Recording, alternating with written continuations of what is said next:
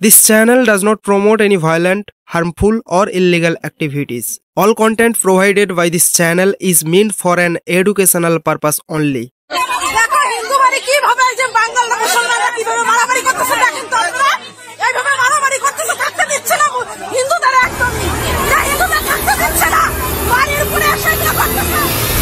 আমি আগের থেকেই ভেবেছিলাম যে 2025-এর শুরু থেকে আমার এই চ্যানেলটা আবার রেগুলার করব, আবার রেগুলার এই চ্যানেলটাতে ভিডিও আপলোড করব। সেই সঙ্গে এটাও ভেবেছিলাম যে বছরের শুরু থেকে যেহেতু কাজ করা শুরু করব, সুতরাং বছরের শুরুর দিকে ভিডিওগুলো একটু ভালো, একটু এন্টারটেইনমেন্ট, একটু ফানি টাইপের ভিডিওগুলো বানানো শুরু করব। কি ফানি, কি এন্টারটেইনমেন্ট করব, রাজ্যের চতুর্দিকে যে সমস্ত ঘটনাগুলো চলছে সেগুলো দেখে কি এন্টারটেইনমেন্ট করব ভিডিওতে, সেটাই তো খুঁজে পাচ্ছি না। বছরের শুরুতেই 1 জানুয়ারিতেই 2025-এর 1 জানুয়ারিতে হিন্দুদের ওপর অত্যাচার চলছে। 100-150 জন মুসলিম ঢুকে গিয়ে একটা হিন্দুর বাড়িতে মাথা ফাটিয়ে দিচ্ছে।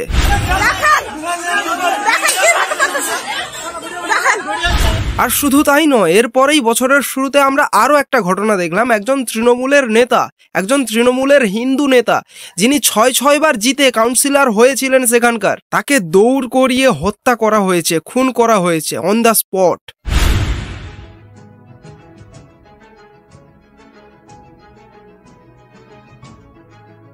তো এইবার বলুন তো, যেখানে বছরের শুরুতেই রাজ্যের বিভিন্ন জায়গায় এই ধরনের ঘটনাগুলো ঘটছে, সেখানে কি আর কমেডি কিংবা এন্টারটেনমেন্ট কিংবা ফানি টাইপের ভিডিওগুলো বানানো যায় না। যেহেতু আমার এই বাংলাতে, আমার এই পশ্চিমবঙ্গে এ ধরনের ঘটনাগুলো ঘটছে, সেহেতু আমাদের প্রয়োজন এগুলো নিয়েও কথা বলা।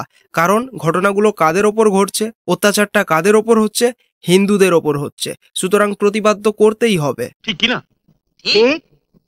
সো আজকের এই ভিডিওতে পুরো ডিটেলসে আলোচনা করব কি কি ঘটেছে, কেন ঘটেছে, কিভাবে ঘটেছে। তো চলো আজকের ভিডিওটা শুরু করা যাক।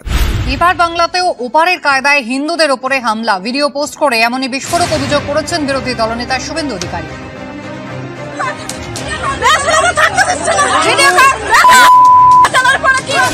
এটা ওপার বাংলা অর্থাৎ বাংলাদেশের ঘটনা নয়, এটা এপার বাংলা অর্থাৎ পশ্চিমবঙ্গেরই ঘটনা। এই ঘটনাটা ঘটেছে পশ্চিমবঙ্গের উত্তর দিনাজপুরের লোহাপুঞ্জি গ্রামে, যেখানে হঠাৎ করে 100-150 জন মুসলিম একটা হিন্দুর বাড়িতে গিয়ে হঠাৎ করে হামলা চালায়। এবং হামলাটা ঠিক এমন ভাবে চালায় যেখানে কয়েকজনের একদম মাথা ফাটিয়ে দেওয়া হয় এবং তাদেরকে হসপিটালাইজ করতে হয়, এমন তাদের মাথা দিয়ে ব্লিডিং হয়।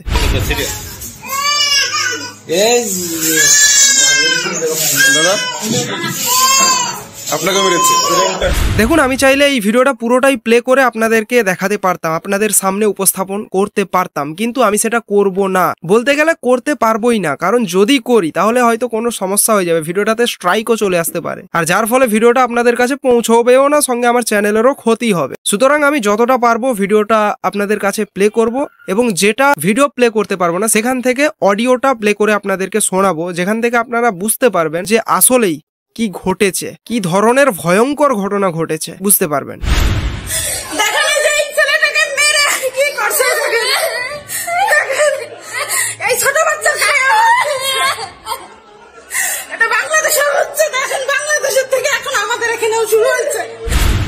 এটা ওপার বাংলা অর্থাৎ বাংলাদেশের ঘটনা নয়, এটা এপার বাংলা অর্থাৎ আমার এই পশ্চিমবঙ্গের ঘটনা, আমার এই বাংলার ঘটনা। ইভেন এই ঘটনাতে এমনটাও দেখা গেছে যে ছোট ছোট বাচ্চাদেরকেও ছাড়েনি। আর যেটা সবচাইতে মর্মান্তিক সেটা হচ্ছে গর্ভবতী যারা মহিলা তাদেরকেও ছেড়ে কথা বলেনি।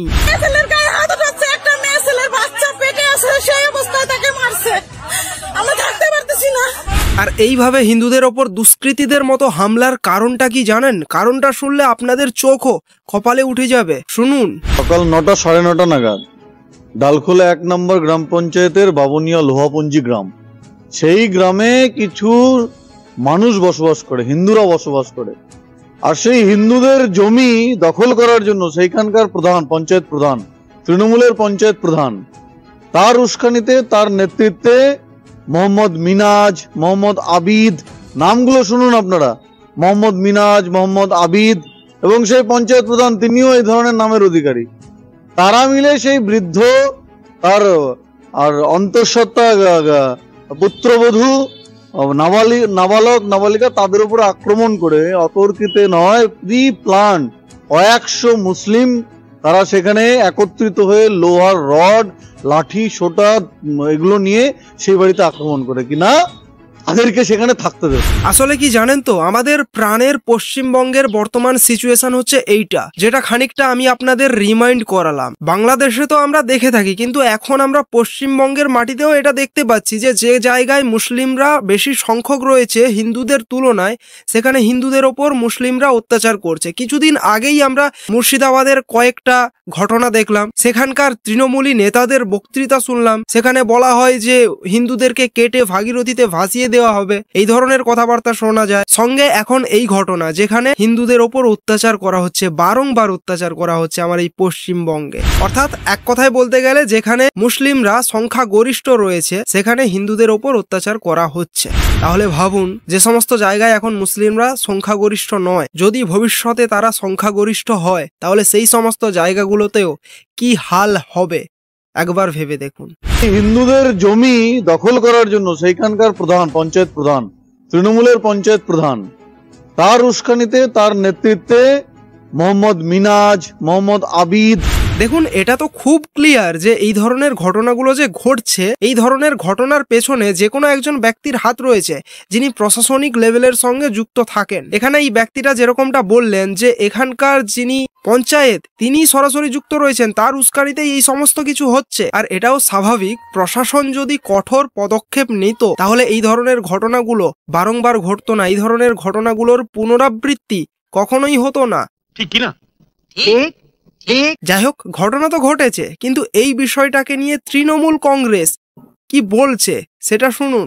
বিরোধী দলনেতা যাই টুইট করে থাকুন, কোনো একটা ঘটনার কোনো একটা বিচ্ছিন্ন অংশ বা কয়েকটা সেকেন্ড, এগুলো দিয়ে কিছু বোঝানো যায় না। সবচেয়ে বড় কথা, এনাদের আবার যারা এইসব রটান, তাদের অভ্যাস আছে অন্য রাজ্যের ছবি, অন্য এমনকি সিনেমা থেকেও ছবি, তার একটা ক্লিপিংস এনে মানুষকে বিভ্রান্ত করার জন্য। কোথাও কোনো অশান্তি ঘটে থাকলে, কোনো পাড়ায়, কোনো ক্লাবে, কোনো মহল্লায় কোনো ঘটনা ঘটে থাকলে নিশ্চয়ই পুলিশ প্রশাসন দেখছেন, কিন্তু তার কয়েক সেকেন্ডের ছবি দিয়ে হিন্দু মুসলমান ভেদাভেদ তৈরি করা বা তার সঙ্গে ধর্মীয় একটা প্ররোচনা যোগ করে দেওয়া, এটা খুব একটা বাঞ্ছনীয় কখনোই নয়। কি, কেন, কোথাকার দেখবে, বাকিটা পুলিশ প্রশাসন দেখছে। যে কোনো এলাকায় যে কোনো একটা অজ্ঞাত কি নিয়ে হয়, তার সঙ্গে এই ধর্ম, এই প্রবণতা ঠিক।